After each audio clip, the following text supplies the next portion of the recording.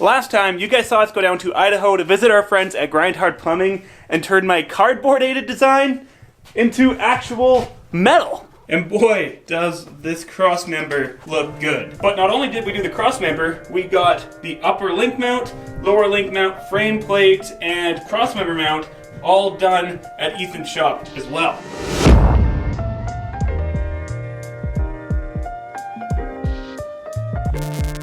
Brought to you in part by Cranbrook Toyota.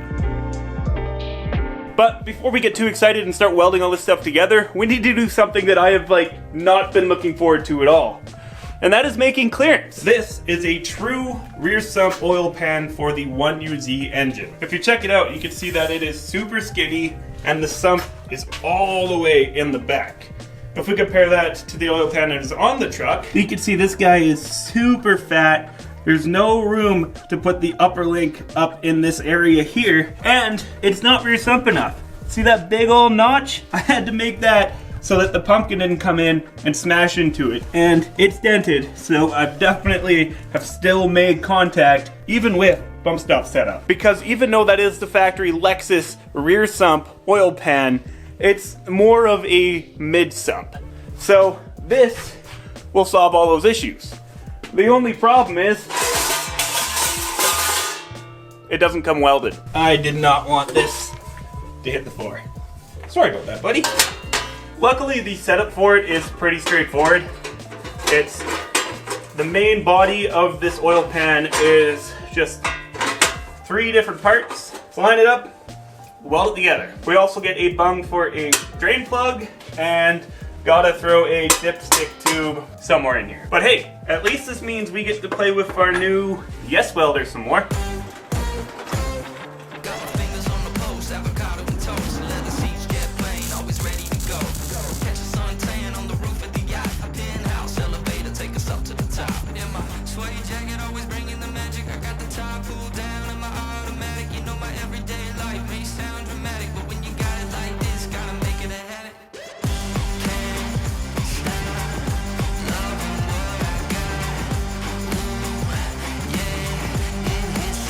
Now that we got the new oil pan all welded up, it's time to remove the old one, because in the kit with the rear sump oil pan is a new pickup tube, which you might notice has nothing on either end. So I gotta pull the pan off, figure out how I gotta modify the pickup tube, because the kit came with 0 instructions. Literally nothing.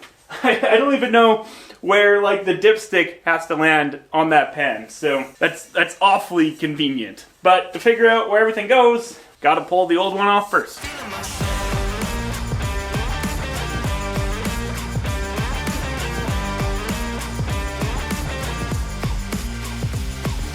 Look at all this room for activities with this new true rear sump pan. There is all the room in the world to throw an upper link in here. There is all the room in the world for my front axle to clear the sump itself. And I'm pretty excited about it. That pan is gonna make packaging everything else a lot easier. Also, I've made some changes to the upper link mount. Pretty much, I've just moved the upper link mount out a little bit more. With that piece. This is what used to be here.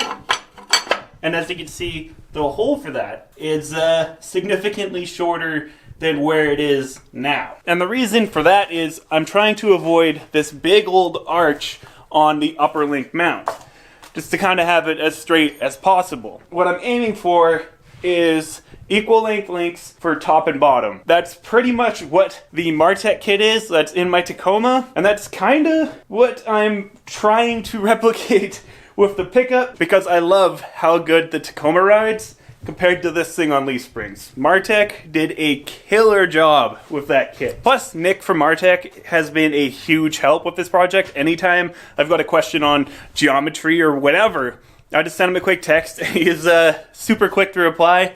Nick is an awesome dude, and if you want a free link for your Tacoma, make sure you buy his kit. Now that the frame side link mount is done and the oil pan is in place and I know everything's gonna work, time to go inside to my computer and draw up the axle side links. Well, one of those days again, my body fights the thoughts I sent your way. when every once in a while I pretend to close my eyes in order to catch my breath. So come on and breathe, little boy, till you run out of air. Go lose your mind, tell your ties about why you think it's not fair. Now you should handle all the low times when you don't know what the flow brings in. When it's time, just take your thoughts right where the noise is, right where they belong. So that file I just made on the computer, I threw on a USB drive, and this guy gets plugged into the control unit of the ARC droid. And then from there, I go load, upper link backplate, and you can see it right there on the screen. Now I'll take the ARC droid and situate the arm somewhere, zero it, and now I could follow the path up there on my piece of metal here and make sure that I've got room, and I do not. We'll try zeroing that there. Gonna ground to the metal. And now with the file set up and the ARC droid ready, all you do, hit run. And the ARC droid does the rest.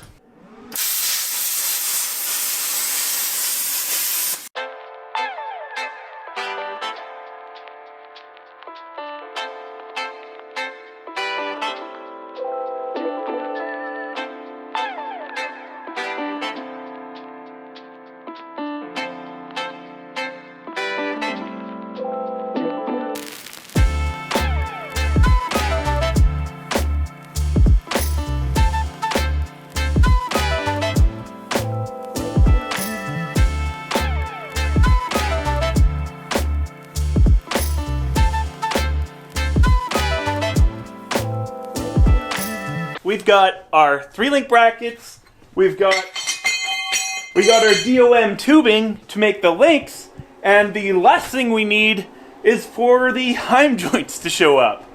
But in the meantime, so we're not at a standstill, it's time to actually take out the old front suspension. I'm going to pull the axle out, pull the leaf springs out, take the axle down to its bare housing, just so it's easier to work with while we're setting everything up. And yeah, from there, we'll just be making forward progress, finally turning this thing from a bunch of metal into a working suspension system.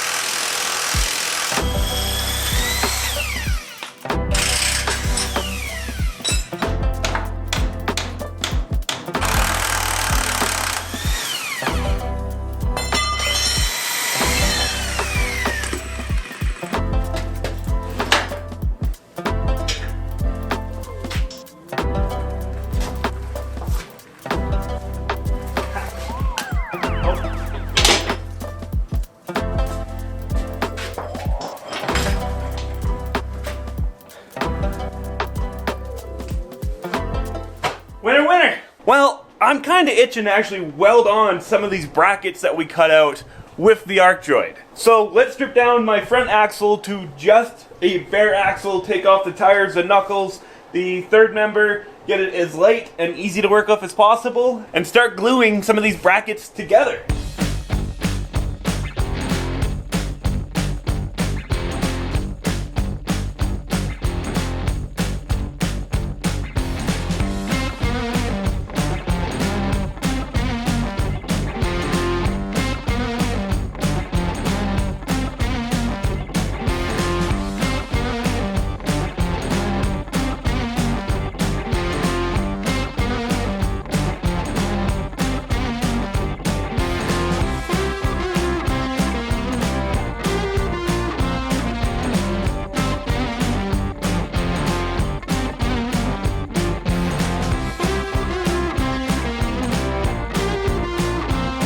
Check it out! We got a bare axle housing. This took me way more time than it usually does. It was 45 minutes to get it completely disassembled, And I feel like most of that was just fighting getting the third member out. It was stuck. The two really long studs for the e-locker actuator were just completely rusted in place in the third member, so I had to remove those before I could pull the third member out of its home. But there it is. She's naked and very, very dirty. So before I can do anything else with it, gotta clean it up.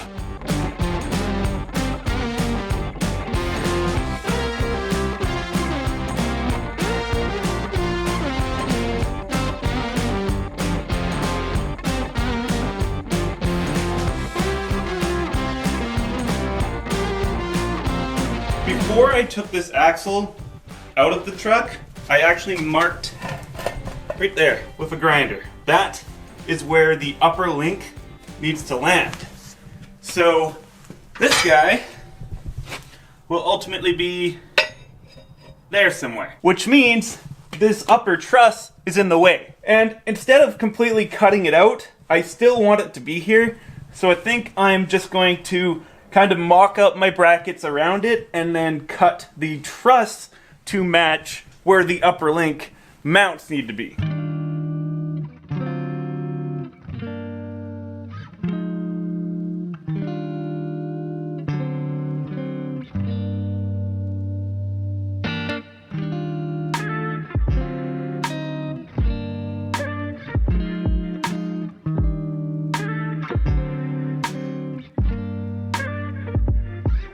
Now that the axle is ready for the upper link, I've got the upper link tower here ready to be tacked together. So I'm using these 90-degree magnets here to hold this guy perfectly at a 90 degree from the back plate.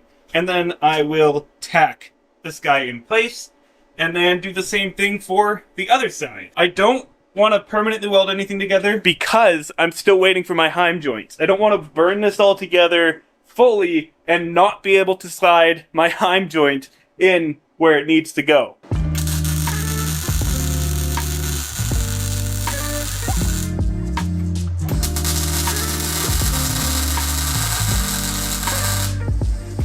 Now we get to tack that guy to the axle. But first, I set the caster for 6 degrees. Well, it was 6 degrees, it moved.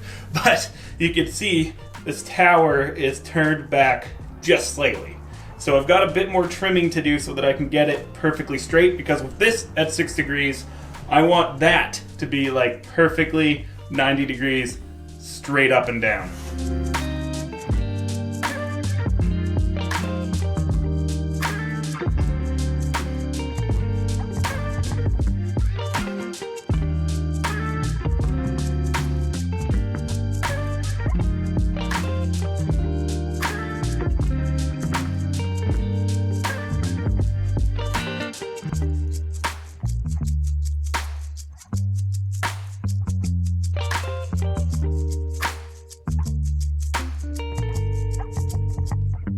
So just for kicks, I decided to throw the axle back underneath the truck with that upper link mount all tacked in place, just to see how everything clears, what everything looks like, and make sure it's gonna work before I continue down this path. And here's what I learned.